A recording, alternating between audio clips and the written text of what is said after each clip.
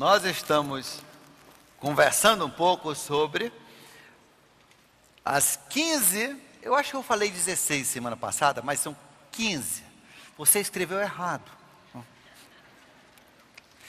15 tesouros que Deus nos fala no livro de Efésios. 15 tesouros que você recebeu quando você recebeu Cristo. Muitas vezes nós somos milionários e não sabemos. Eu tinha um amigo na Califórnia que, inclusive ele morou aqui um tempo, mas o pai dele, numa época, eles tinham, acho que o pai e a mãe tinham uns 60 e poucos anos, apareceu um senhor meio assim, sem teto, que vinha fazer alguns serviços no quintal deles, e aí eles gostaram do camarada, parecia ser um cara muito honesto, e eles tinham um apartamentozinho atrás da casa deles, e eles pegaram e deixaram o homem morar. Ele morou há uns 10 anos ali naquele apartamento, e eles dando comida, ela fazia comida, sempre fazia mais um pouquinho, levava lá para ele, isso anos e anos. Aí um dia ele faleceu. Quando ele faleceu, aí apareceu lá um advogado, dizendo, olha, eu sou o advogado do fulano e tal, e vocês vão receber toda a herança dele. Ele não tinha filhos, os pais dele já tinham falecido, ele era o único da família, e vocês vão receber $250 mil, 500 mil, meio milhão. Eram ricos e não sabiam, estavam com a riqueza lá dentro da casa deles, olha só.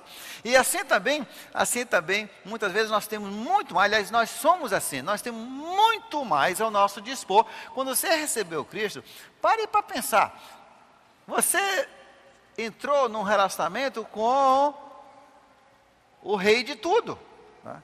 E você se tornou o filho dele. E semana passada, então, nós começamos a falar sobre essas bênçãos. Eu pensei hoje à tarde até ele ligar para o Carlinho para fazer uns desenhos, mas depois eu pensei, se eu acordar ele agora, né, ele pode estar dormindo. Eu não me lembrava se você dorme à tarde. Puxa vida. Aí eu fiquei, depois, sabe uma coisa? Você que vai desenhar, continue desenhando. Na margem da sua, né, lá do seu papel, nós desenhamos 3 desenhos, que foram os 3 primeiros tesouros. O primeiro, uma carinha cheia de pintas, não foi isso? Ou vocês deixaram em casa? Olha aí cheio de pintas, e o tema era esse do verso 4, e você foi escolhido para ser purificado da sua doença. Deus escolheu você, chamou você por nome, Deus fez você nascer, porque Deus gostou de você, Deus gosta de você, e Deus então chamou você, e para nós podermos ter um relacionamento com Deus, é necessário sermos purificados do nosso pecado. Pecado é uma consequência da nossa natureza pecaminosa, que nós herdamos dos nossos pais, dos nossos avós, dos nossos tataravós, até o primeiro homem e a primeira mulher. E que então eles pecaram e trouxeram para o mundo o pecado original, que é essa tendência ao pecado. Por isso que todos pecam, porque nós já nascemos com o nosso espírito afastado, né? Nosso espírito desligado de Deus, e por isso religação é tão importante no mundo. Religião é uma tentativa do homem se unir de novo a Deus. E Deus então nos fala nas suas sagradas escrituras de como nós podemos fazer essa religação. Então você foi escolhido por Deus para ser purificado dessa doença. A Bíblia diz que Deus pode fazer as suas manchas desaparecerem e você ficar absolutamente branco como a neve. Ou seja, a sua vida pode se tornar totalmente pura perante o Senhor. Isso aí é o primeiro tesouro. E você foi chamado de todas as pessoas, né? A minha irmã, quando ela faleceu de câncer, mas logo que ela descobriu, o câncer dela era um câncer muito agressivo, que deram para ela uns 3 meses de vida. Mas, por sorte, ela foi escolhida para um novo tratamento. Ela foi cobaia de um novo tratamento na Universidade de Medicina de Nashville, e então que era muito de Vanderbilt.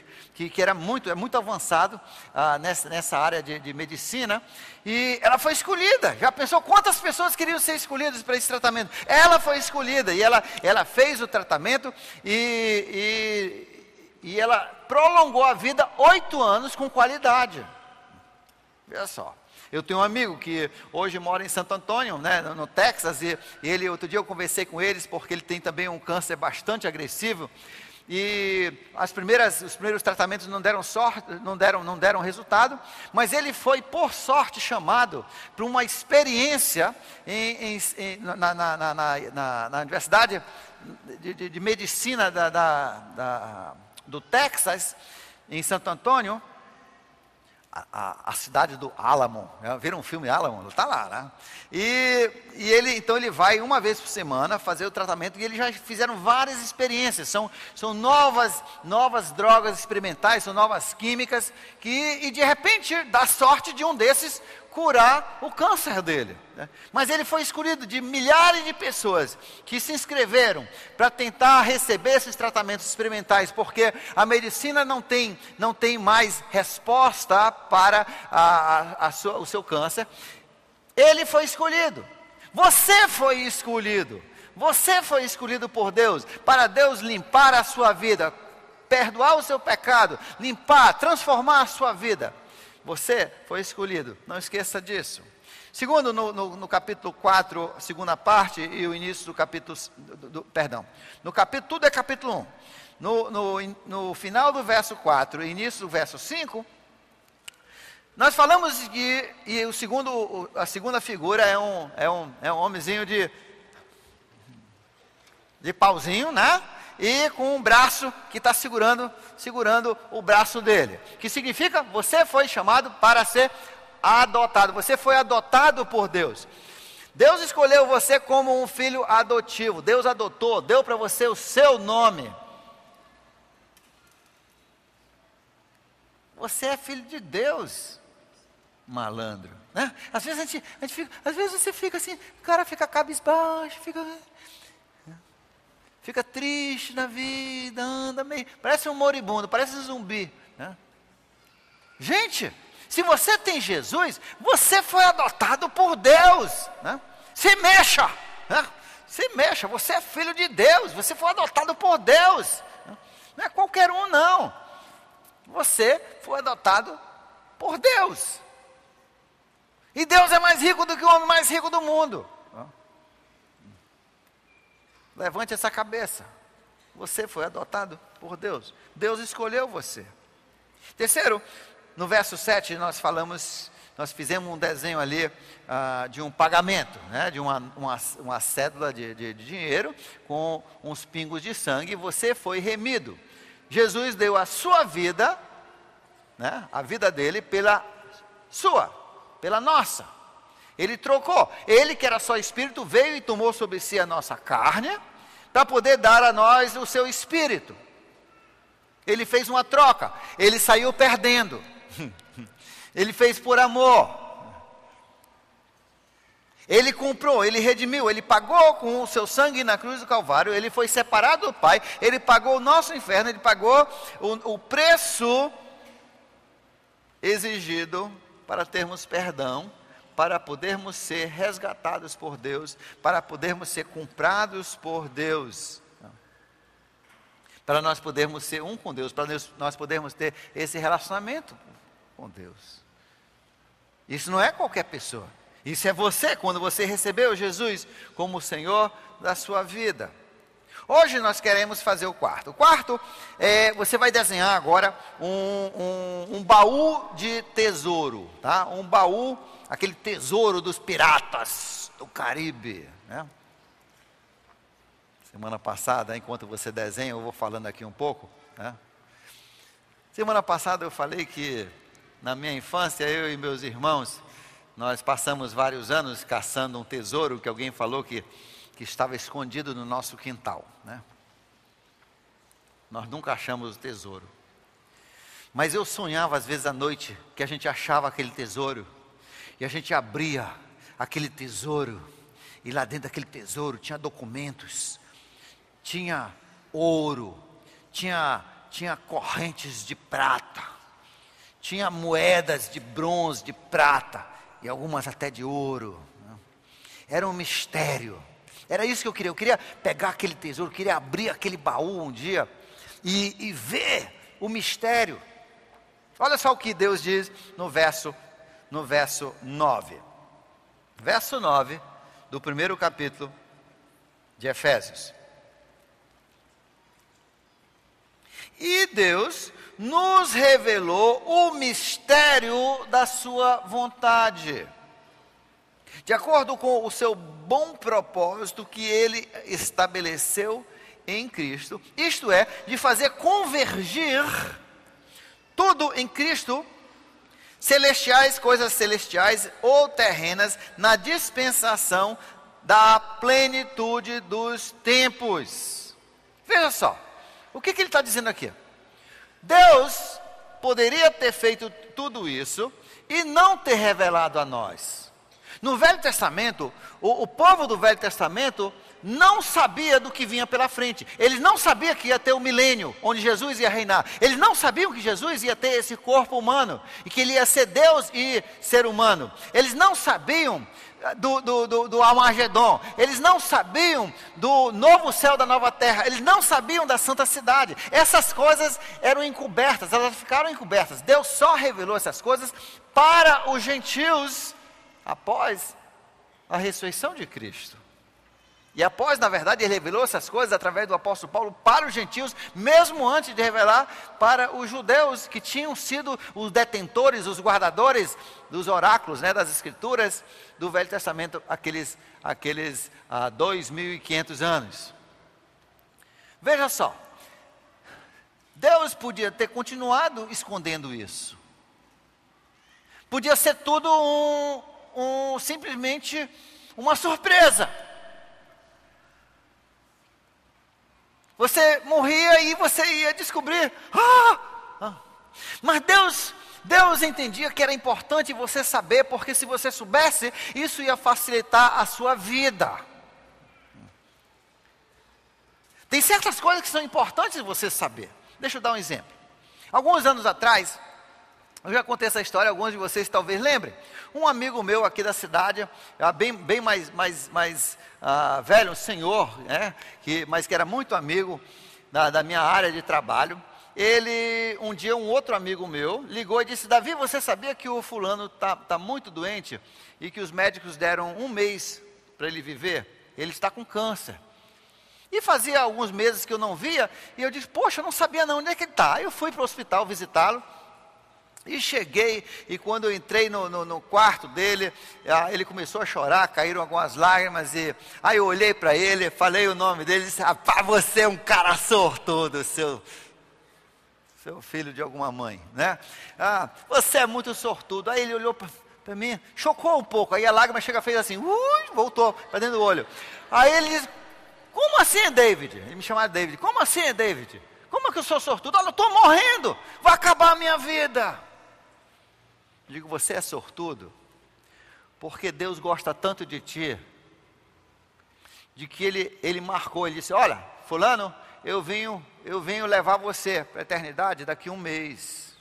Eu venho levar você daqui 6 semanas, que eles achavam que tinha até no máximo 2 meses. Ele avisou para você, ele gosta tanto de ti, e Deus geralmente não avisa isso. Deus revelou para você que você vai agora, você vai nessa leva agora, você vai pegar esse ônibus, esse avião. Muitas pessoas hoje foram pegos de supetão, de surpresa. Estavam muito bem, saíram no carro, e não chegaram mais, já foram para a eternidade, não tiveram tempo de preparar. Deus gosta tanto de ti, meu amigo, que Deus avisou para ti poder colocar as coisas em ordem. Ele ainda estava chocado, e Deus ainda me mandou aqui para te preparar. Eu tenho algumas coisas que eu quero conversar contigo, que eu nunca conversei. Eu devia ter conversado, mas eu nunca vi oportunidade, mas hoje eu vim só para isso. Ele disse: fala comigo, Davi. Eu comecei a conversar. Quando eu saí de lá, a filha dele chegou, na hora que eu ia saindo, ele disse: o Davi falou um negócio, preparou a minha vida, eu estou pronto para morrer. No dia seguinte, esse outro professor amigo ligou: Davi, o que você falou para o fulano? Porque o cara mudou, está todo mundo comentando. O homem está pronto para morrer, o cara está feliz, está alegre, não está mais chorando, não está naquele desespero, não está mais precisando ser acalmado com os acalmantes. O homem mudou. O que aconteceu? O que você falou? No funeral dele, a filha dele veio, conversou comigo de novo, a esposa veio e agradeceu, disse: nós não sabemos o que você falou, mas ele saiu preparado para a morte. É isso que Deus quer. Deus revela, Deus quer que você saia preparado. Deus não quer que você seja pego de supetão, que você seja pego de surpresa. E Deus entende que tem certas coisas que você precisa saber o que vem. Que isso é bom você saber, porque você pode se preparar, e Deus mostra. Isso é amor e carinho do Senhor na sua vida. Deus revelou, Deus falou o que vem na frente, o que vai acontecer. Deus já nos alertou até as nações que vão estar no conflito final, para você poder ligar a CNN, ou sei lá, a Globo, ou outro canal que você gostar, e ver que o negócio está se aproximando. Deus chama esses países por nome, Ele fala como é que vai ser, Ele abre para você. Isso é o sonho dos videntes. Você é um vidente. E não sabia. Deus nos deu isso quando você recebeu Jesus, você recebeu essa herança também, mais um tesouro que Deus deu para você. E Deus falou como é que você se prepara para isso. E Deus já falou, inclusive, do que você vai precisar no futuro. E Deus já falou como é que você vai mandar riqueza para o futuro. Como é que você investe a sua vida aqui, para que, quando a terra for reformada, você já tenha uma boa conta poupança. Deus já falou como é que vão ser selecionadas as pessoas para ajudar a governar o mundo durante o milênio, quando ainda haverá pessoas que não aceitaram Jesus. Deus tem nos aberto essas coisas todas, Deus tem nos falado, Ele nos falou para onde vamos. Deus nos revelou esse mistério do que vai acontecer. Verso 13, próximo desenho. Você vai desenhar agora um recibo de depósito. Você diz: mas como é que eu vou desenhar isso? Faz um quadradinho. Tem gente que não sabe nem o que é um recibo de depósito, porque você nunca depositou. Você só saca, né? Só a empresa que deposita, você só saca, né? É um papelzinho que parece, né, parece de caixa registradora. Geralmente tem uma listrinha vermelha. Aí tem assim o importante: depósito, né? Você gosta de depósito? Você gosta? Eu gosto. Tem gente que só glorifica a Deus, só dá glória e aleluia quando estão no culto. Eu dou glória toda vez que eu vejo um depósito no meu nome. Quando a aluna chega: professor, eu depositei, aleluia, né? Eu gosto de depósito. Então desenha ali um depósito, tá? Depósito. Aí coloca o seu nome ali. Eu gosto quando coloca assim: Davi Judson. Eu gosto. Aí não tem erro. Porque caiu outro dia um depósito e eu estou assim com o pé atrás, porque eu fiquei assim: quem depositou esse dinheiro? Esse dinheiro não era para ter sido depósito. Eu não desconheço essa soma, né? E foi uma soma muito boa. Eu desconheço. Mas também não reclamei ainda não, porque de repente, né, foi um anjo que mandou depositar, né? Tá lá com o meu nome, eu não sei. E não foi, né, como é que dá o nome? A pessoa não colocou, quem depositou não colocou o nome, né? Se colocaram errado, um dia eles vêm buscar, né? Até lá já ganhei alguns juros em cima, né? De qualquer forma, eu gosto, e você vai colocar ali, né, vai fazer o desenhozinho na margem desse depósito, porque o livro o capítulo 1, verso 13 diz assim, olha só, leia comigo. E quando vocês ouviram, eu vou precisar, sabe do quê? Daquele banquinho ali. Pega para mim, por favor. Quando vocês ouviram e creram na palavra da verdade, o evangelho que os salvou, vocês foram selados em Cristo com o Espírito Santo da promessa, que é a garantia da nossa herança. Obrigado. Até a redenção daqueles que pertencem a Deus para o louvor da sua glória. Vamos, a primeira parte que nós podemos olhar nesse versículo, é essa parte aqui. Quando vocês ouviram e creram na palavra da verdade, o Evangelho os salvou. E foram selados em Cristo com o Espírito Santo. Tem muitas igrejas que estão ensinando errado. Estão ensinando errado porque não leem a Bíblia. Isso me chateia muito. Quando o cara se diz pastor ou se diz padre e não lê a Bíblia, isso me irrita profundamente, né? Porque Deus revelou isso. Não sabe porque eles não vão pegar essa Bíblia, não vão ter o trabalho de abrir e olhar os tesouros que Deus deu. Mas Deus diz, olha só, quando você ouviu e creu na palavra da verdade, o Evangelho que o salvou, você foi selado com o Espírito Santo. Tem gente que fala que você recebe o Espírito Santo quando você ora muito. Aí você ora, quando você ficar doido de orar, e o Espírito Santo vem e entra em você. Conversa fiada. Você pode orar até Jesus voltar e ainda ir para o inferno. Oração não é a forma pelo qual o Espírito Santo entra na sua vida. Tem pessoas, eu tenho um amigo, coitado, o bicho já era um esqueleto, né? Malnutrido desde a sua infância, maltratado. Aí ele começou a crescer, era uma benção, o cara era uma benção. Aí ele é uma profetisa lá do Japim. Eu queria pegar essa mulher porque eu queria esgoelar. Mas essa mulher chegou com ele, coitadinho, e disse assim: rapaz, você não tem o Espírito Santo. Você precisa jejuar 7 dias. Coitado, né? No final dos 7 dias ele estava só... Você tem que jejuar 7 dias. A última vez que eu vi esse cara, sabe o que ele estava fazendo? Eu vi, ele tinha assim umas caixas de papelão, ele estava batendo que nem um peixe, quando você tira do anzol, ele está batendo assim na terra, rodando e jogando no chão e orando. Ficou doido, rapaz. 7 dias de jejum para receber o Espírito, é doido, é? Essa mulher não leu a Bíblia e ainda enganou o coitado, né? Lá ele está doido agora, né? Não é assim que você recebe o Espírito Santo. Pastor, então como é que a gente recebe o Espírito Santo? O que diz? Quando você ouviu e creu. É isso, esse é o segredo. Quando você ouviu e creu na palavra da verdade, o Evangelho que o salvou, foram selados em Cristo com o Espírito Santo, a garantia da nossa herança. Deixa eu explicar para você o que é ouvir e crer. Vou mudar a palavra para ver e crer, tá? Mas é a mesma coisa. Você pode dizer assim: você está vendo essa cadeira? Eu estou vendo essa banqueta aí, estou vendo esse banquinho, mas eu estou ouvindo. Crer é quando eu chego e boto a minha poupança em cima desse banco. Aí eu crio. Isso é crer.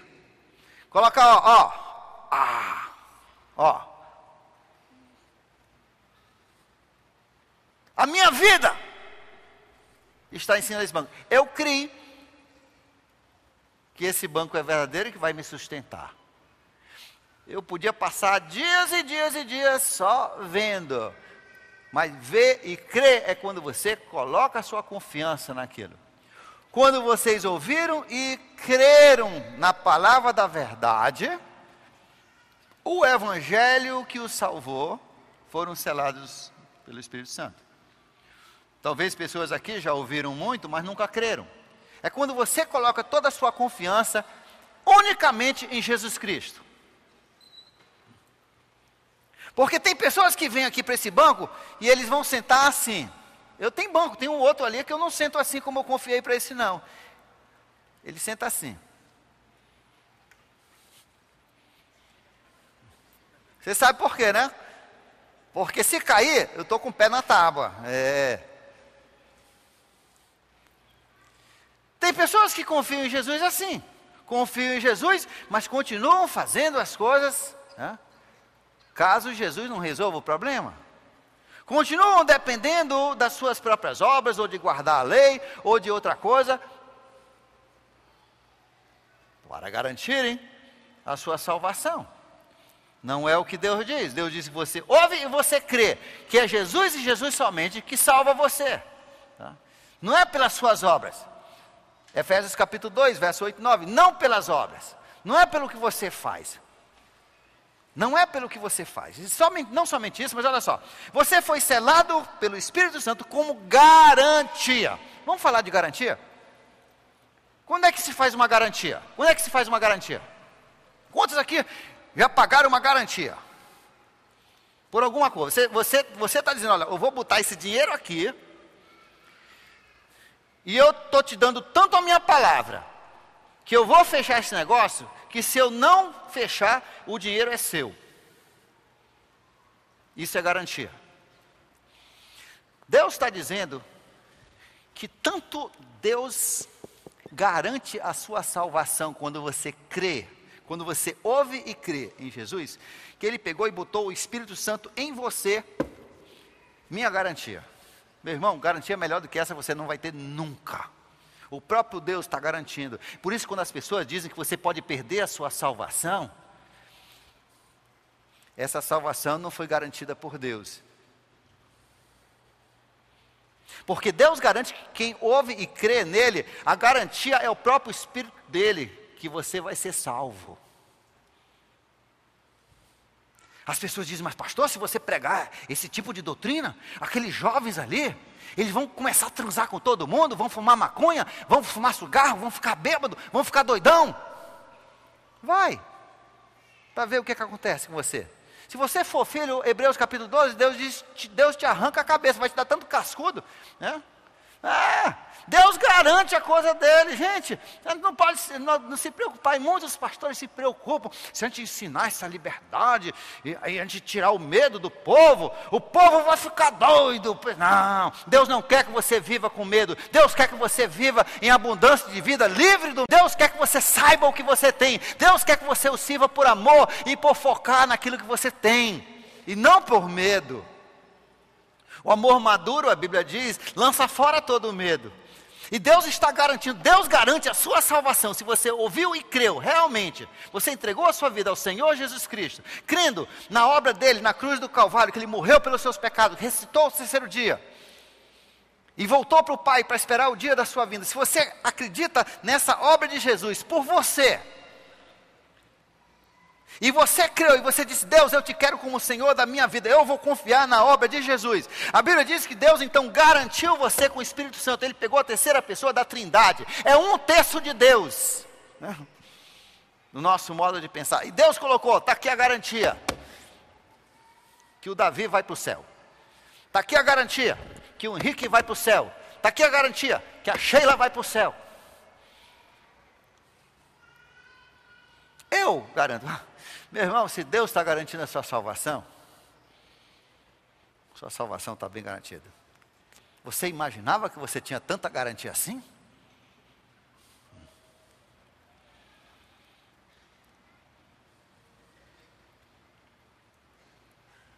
Não somente Ele garante a nossa salvação, mas olha só o que diz aqui. O Espírito Santo, que é a garantia da nossa herança, até a redenção, até nós formos remidos, Deus vai deixar o Espírito Santo ali com garantia de que nós vamos ter nossa salvação. Só quando nós tivermos nossa salvação, que esse Espírito Santo vai poder voltar a viver a vida dele. Ele é a garantia da nossa herança. Olha só, herança. Quando Deus chamou você para ser filho, adotou você como filho, 1 João capítulo 2, ele diz assim, ele não somente nos chamou de filhos, mas nós somos filhos de verdade. Eu já falei muitas vezes, né? O nosso vizinho onde eu fui criado, era uma pessoa relativamente importante da cidade, mas numa certa área ele era pilantra. Sabe por quê? Porque ele trazia gente do interior, né? E eu me lembro que tinha duas mocinhas, e ele dizia assim, olha, isso aqui é minha filha, isso aqui é minhas filhas. Mas não eram filha coisa nenhuma, né? Elas lavavam todos os pratos, elas faziam toda a faxina da casa, eles faziam todo o serviço, acordavam antes e dormiam depois de todo mundo naquela casa. E ainda levavam chicotadas. Os filhos dele, as filhas dele, nunca fizeram essas coisas, nunca levaram essa chicotada. Aquelas duas eram escravas, mas quando vinha gente, ó, minha filha, isso aqui é minha filha, fulana é minha filha cicrana, minhas duas filhas. O João diz assim, ele não somente nos chamou de filhos, mas nós somos filhos. E prova disso é que ele já nos deu uma herança. Quando Deus reformatar a terra, Deus já tem lá, e Jesus disse, a última coisa que Jesus disse praticamente, antes ele disse, olha, eu vou preparar um lugar para você, tem um lugarzinho lá, ele diz, não, o anjo chega lá e quer, não, tira a tua bagagem daí, esse lugar é do Davi Santos, chega outro lá, não, sai fora, esse lugar aí da Camila, está aqui o nome dela, você não está vendo o nome dela? Cai fora, lugar dela, eu deixei esse lugarzinho dela. Lá na nova terra, vai ter uma parcela de terra lá, com o seu nome. Deus já separou a sua herança, você tem uma herança. Você já tem uma herança. Você é rico e não sabia. Às vezes a gente é rico e não sabe. Às vezes nós somos que nem aquela mulher de Nova York, que era uma mendiga, ela ficava mendigando, meu irmão, esmolinha, pelo amor de Deus, esmolinha, para pobrezinha, esmolinha. E ela entrava nos restaurantes, na McDonald's e outros, e pegava assim qualquer sobra que tinha lá, comia os pãozinhos lá que sobrava, e alguma frita comia, e uma vida miséria suja, imunda, e era um saião que ela usava. Tá? Aí um dia ela morreu. Aí quando levaram o corpo dela, descobriram na bainha da saia dela $200 mil. Isso é quase $500 mil. Que ela vinha guardando e vinha botando lá dentro. Ela não imaginava quanto dinheiro ela tinha. Nós somos assim às vezes na bainha da nossa vida, nós temos tanta riqueza e nós ainda andamos, olha só o Filho de Deus. Coitado, ninguém gosta de mim. Coitado, Deus, meu esmolinha, me deu uma compaixão.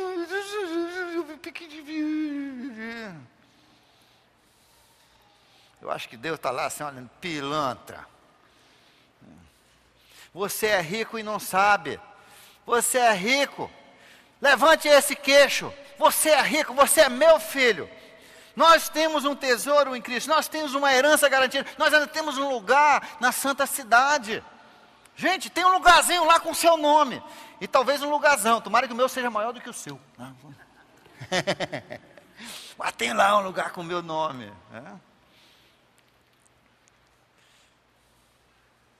Eu já até pedi, digo, olha, Deus, se eu tiver alguma escolha, não coloca o irmão fulano perto de mim não, nem o outro. Tá? Eles roncam muito. Só brincando. Então veja só, nós fomos selados pelo Espírito Santo e a garantia da nossa herança até a redenção. Olha, Deus garantiu pelo seu próprio Espírito, não tem garantia melhor do que essa. Veja só, às vezes as pessoas ensinam, aliás, muitas igrejas ensinam que Jesus salva, mas é você que garante a sua salvação.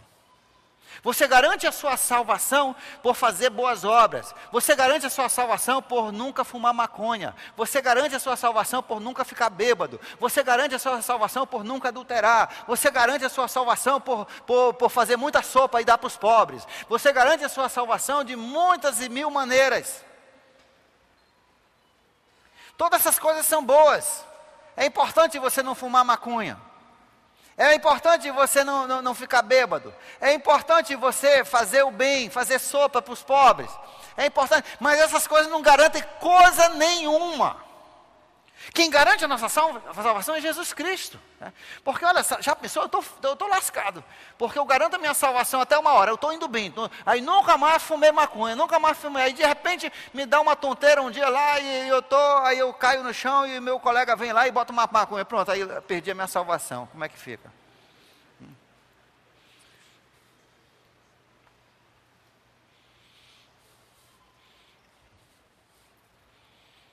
Olha, graças a Deus que eu não garanto a minha salvação. Graças a Deus que Deus garante a minha salvação. E Ele depositou a si mesmo para garantir. Não somente Ele me salvou, mas Ele garante até a redenção. Aí quando eu for redimido, pronto, aí eu não preciso mais de garantia. Você sabia que você tinha tanta riqueza assim? Então levanta seu queixo, sorria. Que cara deprimida é essa? Que cara triste é essa? Tem que sorrir, meu. Você é rico e não sabia.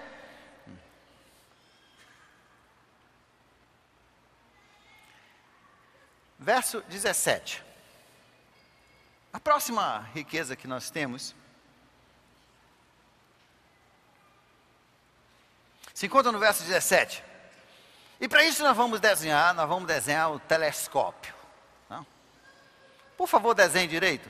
Tá? Olha para cá. Aquele negócio que você usa assim, o que é isso? Ciclópio. Não, ciclópio é aquele bicho que tem um olho aqui. Microscópio. Tá?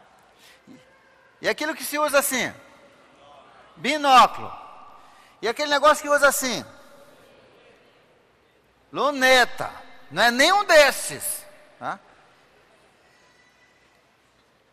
Como é que é? É um negócio bem comprido, parece uma luneta gigante.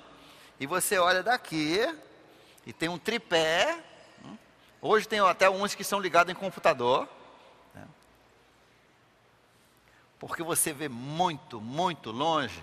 E muito, muito bem. E muito, muito grande. Você vê coisa infinita. Quantos aqui nunca olharam um telescópio? Levante a mão. Você...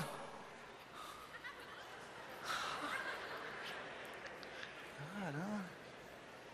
Nós vamos fazer uma noite do telescópio, olha.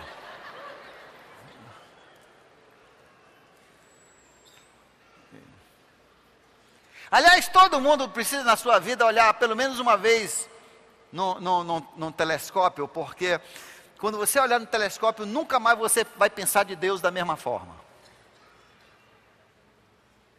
Quando você vê o que tem lá fora, e que a Bíblia diz em Salmo 19 que Deus fez só para você saber o tamanho dele.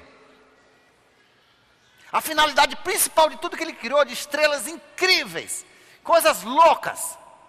Ele fez tudo isso, macro e micro, para que você soubesse a perfeição e conhecesse um pouquinho de quem Ele é. Faça o telescópio.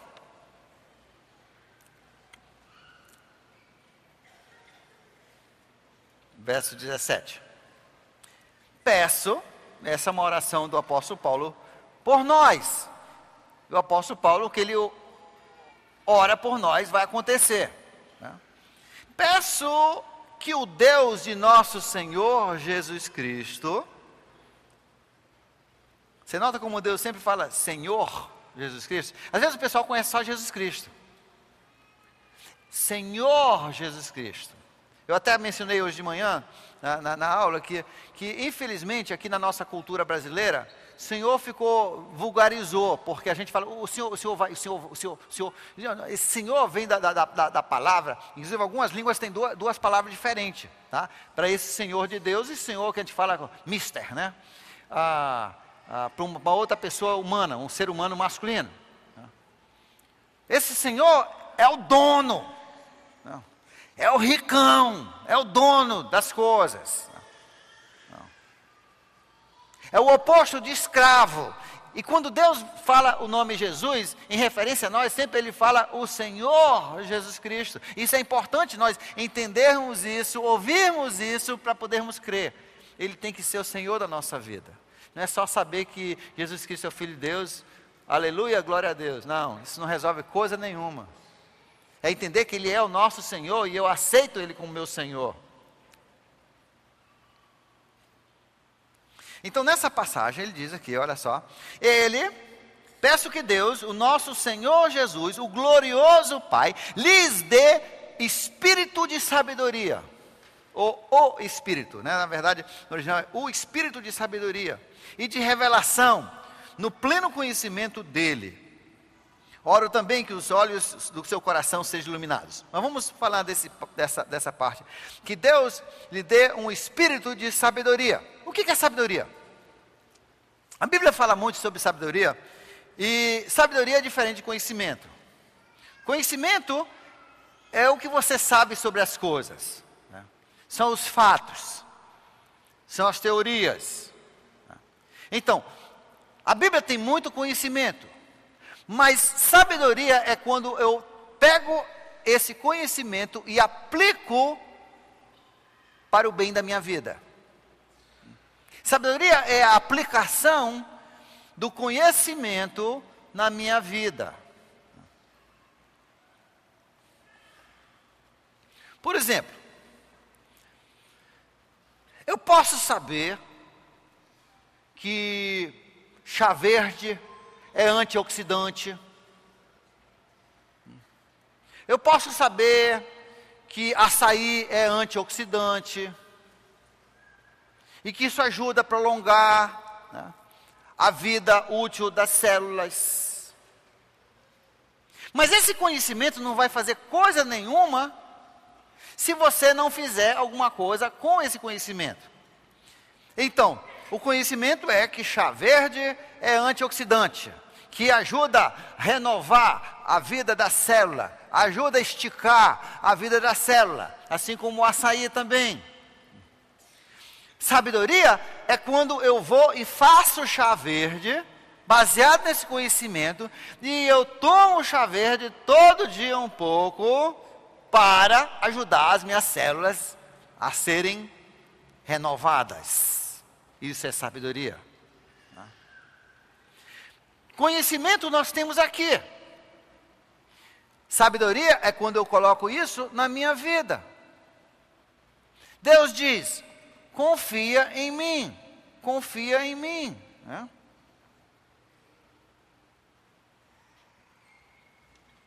Isso é fácil você entender intelectualmente, mas confiar nele é naquela hora que aquela pessoa não fez o que você prometeu para você.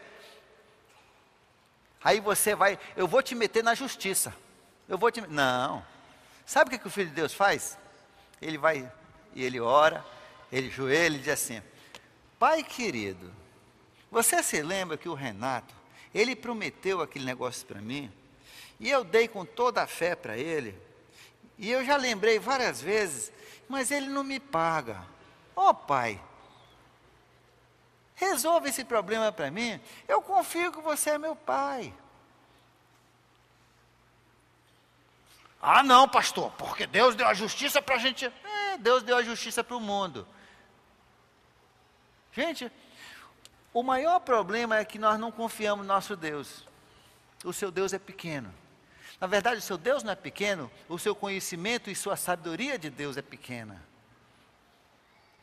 Hoje de manhã eu falei sobre um milagre, a gente vinha orando essa semana eu vinha orando, nós vinhamos orando por um negócio em prol do Nova Kids, que tem sido uma dificuldade a gente conseguir. Ontem eu faço uma ligação na verdade para encorajar alguém, e a pessoa diz: sabe uma coisa, Deus tocou no meu coração há um mês para fazer isso aqui, eu escrevi mais um livro, não sei se vocês querem, eu digo agora, mande. Nós temos um Deus fantástico, nós temos um grande Deus, e nós podemos confiar, e é por isso, quando nós aprendemos a confiar, a gente não precisa ficar estressado. Você vê tanto cristão, você vê pastor, você vê tanto filho de Deus estressado, a vida estressada, morreu de piripaque, estressado. Eu vou morrer um dia, mas pode contar que não vai ser com estresse, nem piripaque de estresse. Sabe por quê? Porque eu já descobri que Deus resolve melhor do que eu, tá? No tempo dele, quando resolve, fica bem resolvido. Tá?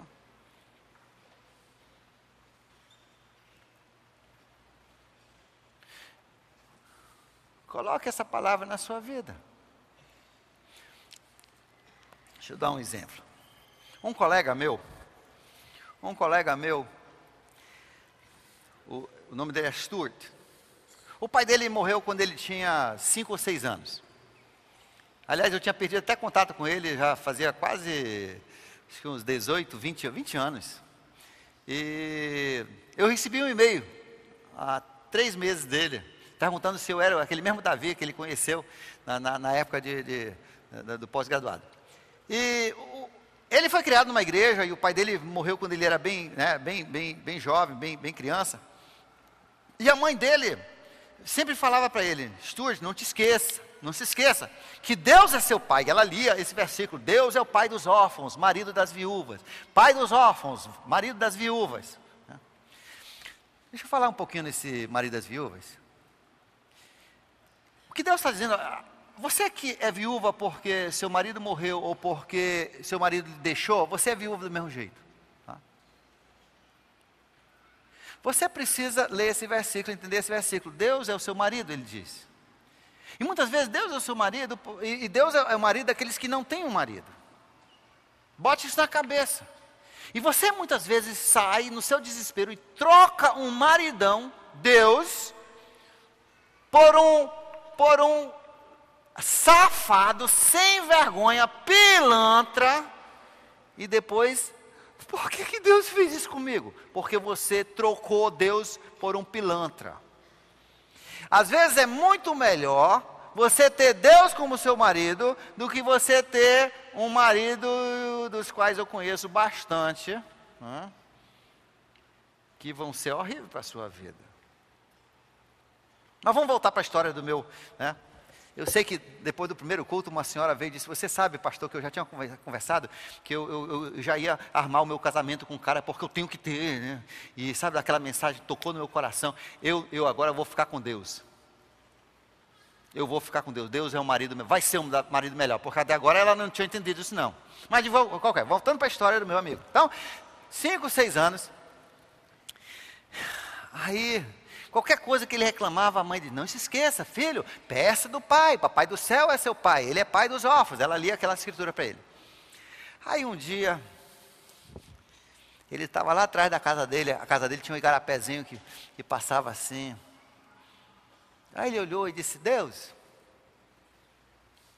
eu sei que você é meu pai, porque a Bíblia diz, e minha mãe também repete muito isso.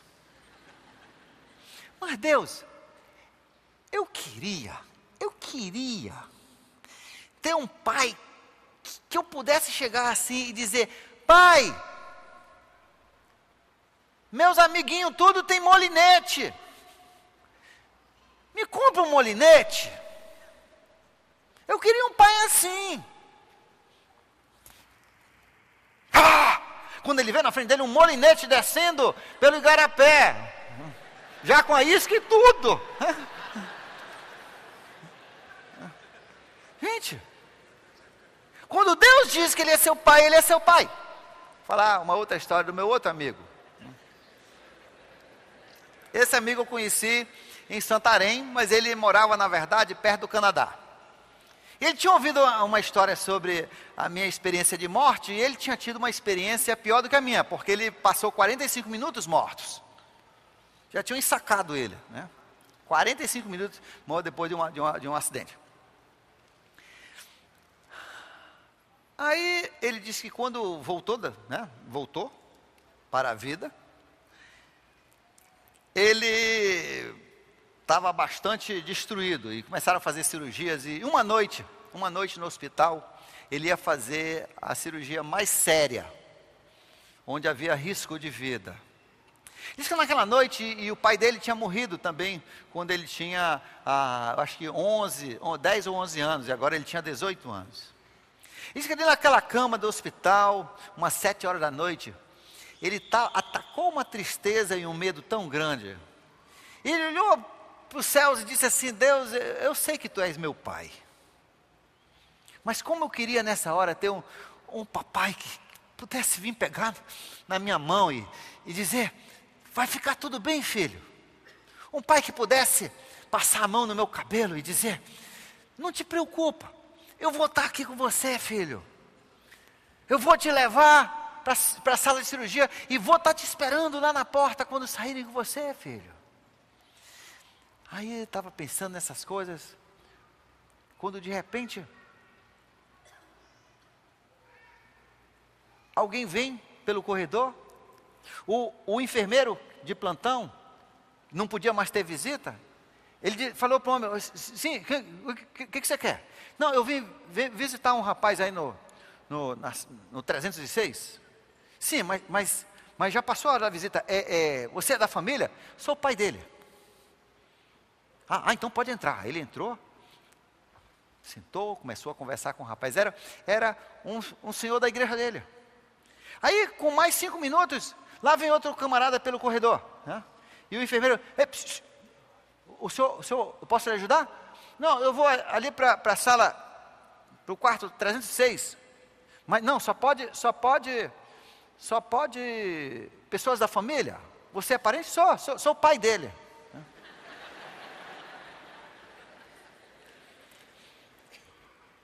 Em meia hora entraram 17 pais daquele garoto e oraram e confortaram aquele garoto antes da cirurgia. Gente, no final o enfermeiro entrou na sala e disse: me diz a verdade, quem é o pai desse garoto?